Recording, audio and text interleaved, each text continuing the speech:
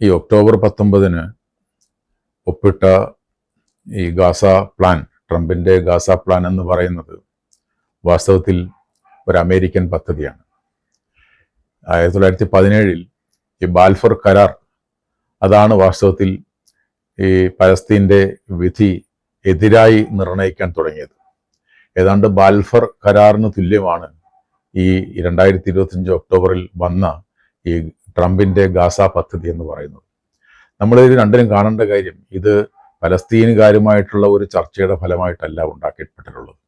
ട്രംപും ഇസ്രായേലും ഒക്കെ ചേരുന്ന, അതായത് പ്രധാനമായും 4 വ്യക്തികൾ, ഒന്ന് ടോണി ബ്ലെയർ, മറ്റൊന്ന് ട്രംപിൻ്റെ മരുമകൻ യാരദ് കുഷ്നർ, പിന്നെ ട്രംപ്, ഇസ്രായേലിൻ്റെ പ്രധാനമന്ത്രി നെതന്യാഹു, ഇവർ 4 പേരും കൂടി ഇരുന്ന് ചർച്ച ചെയ്തുണ്ടാക്കിയ ഒരു കരാറാണിത്. ഈ കരാർ എന്ന് പറയുന്നത് തീർച്ചയായിട്ടും പലസ്തീൻ എന്ന് പറയുന്ന രാജ്യത്തിന് ഒരു തരത്തിലും ഗുണമുണ്ടാകുന്നത് മാത്രമല്ല, പലസ്തീൻ എന്ന് പറയുന്ന രാജ്യം ഇല്ലാതാക്കാൻ വേണ്ടിയിട്ടുള്ളതാണ് എന്ന് നമ്മൾ തിരിച്ചറിയണം.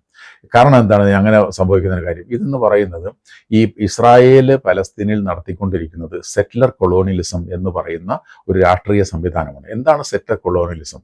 സെറ്റിലർ കൊളോണിയലിസം എവിടെയൊക്കെ നിലവിൽ വന്നിട്ടുണ്ട്, സെറ്റിലർ കൊളോണിയലിസം എവിടെയൊക്കെ നിലവിൽ വന്നിട്ടുണ്ടോ അവിടെയെല്ലാം ആ രാജ്യം ആരെയാണോ കീഴടക്കിയിട്ടുള്ളത് ആ രാജ്യത്തെ ജനങ്ങളെ മുഴുവൻ കൊന്നൊടുക്കുകയോ ഇല്ലാതാക്കുകയോ ആട്ടിപ്പായിക്കുകയോ, അതല്ലെങ്കിൽ ഈ കീഴടക്കിയ ആളുകളുടെ അടിമകളായോ അല്ലെങ്കിൽ ജൂനിയർ പാർട്ട്നേഴ്സായിട്ടോ നിലനിർത്തുന്ന ചരിത്രമാണുള്ളത്. അത് അമേരിക്ക സെറ്റിലർ കൊളോണിയലിസം പ്രാക്ടീസ് ചെയ്തു, അവിടുത്തെ ആദിവാസികളുടെ മുകളിൽ. കാനഡ അങ്ങനെ ചെയ്തു, ഓസ്ട്രേലിയ അങ്ങനെ ചെയ്തു, ന്യൂസിലൻഡ് അങ്ങനെ ചെയ്തു, അർജന്റീന ചെയ്തു. ഇങ്ങനെയുള്ള രാജ്യങ്ങളെല്ലാം ഈ സെറ്റിലർ കൊളോണിയലിസം പ്രാക്ടീസ് ചെയ്ത് വിജയിച്ച രാജ്യങ്ങളാണ്. അവിടെയെല്ലാം ഉണ്ടായിരുന്ന ആദിവാസികളെ അവിടെ നാട്ടിപ്പായിക്കുകയും കൊല്ലുകയും ഇല്ലായ്മ ചെയ്യുകയും ചെയ്തുകൊണ്ട് ആ രാജ്യം കീഴടക്കിയ ചരിത്രമാണുള്ളത്. അത് തന്നെയാണ് വാസ്തവത്തിൽ ഇസ്രായേൽ പ്രയോഗിച്ചുകൊണ്ടിരിക്കുന്നത്. നമുക്കറിയാം 1947 ഐക്യരാഷ്ട്ര സംഘടനയുടെ പദ്ധതി പ്രകാരം 55% ഇസ്രായേലുകൾക്കും പലസ്തീനികൾക്ക് 45% ഉണ്ടായിരുന്നത്. എന്ന് നമുക്കറിയാം അന്ന് 1947 ഐക്യരാഷ്ട്ര സംഘടന ഈ പ്രമേയം പാസ്സാക്കുമ്പോൾ അവിടുത്തെ ഭൂരിപക്ഷ ജനങ്ങൾ എന്ന് പറയുന്നത് പലസ്തീനികളാണ്.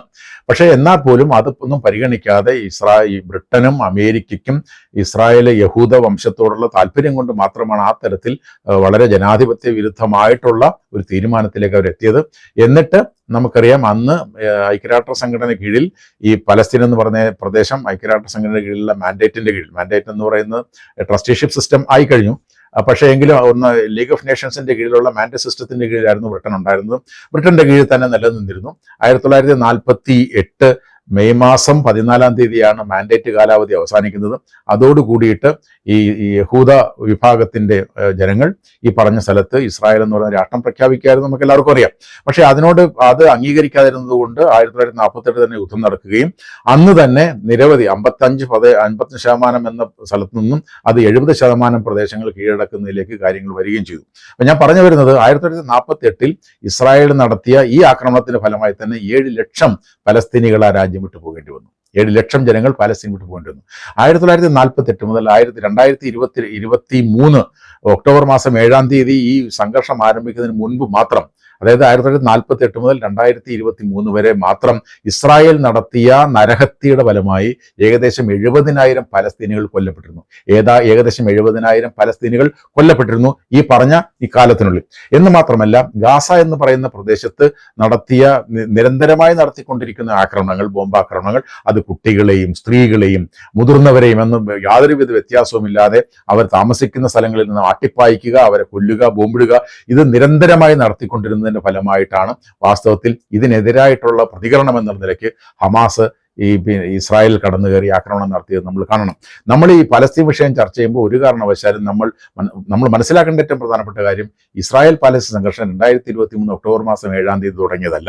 ഇത് 1917 ബാൽഫർ കരാർ എന്ന് പറയുന്ന സാമ്രാജ്യത്വ പദ്ധതിയുടെ ഭാഗമായി നടത്തിയ കരാറാണ്. അന്ന് ആദ്യം ബ്രിട്ടനും പിന്നെ അമേരിക്കയും നിരന്തരമായി സഹായിക്കുകയും പിന്തുണയ്ക്കുകയും സാമ്പത്തികമായും രാഷ്ട്രീയമായും സായുധപരമായും പിന്തുണയ്ക്കുകയും ചെയ്തുകൊണ്ട് മാത്രമാണ് ഈ സെറ്റിലർ കൊളോണിയലിസം എന്ന് പറയുന്ന സയനിസ്റ്റ് വംശീയ ഭരണകൂടം നിലനിൽക്കുന്നത്.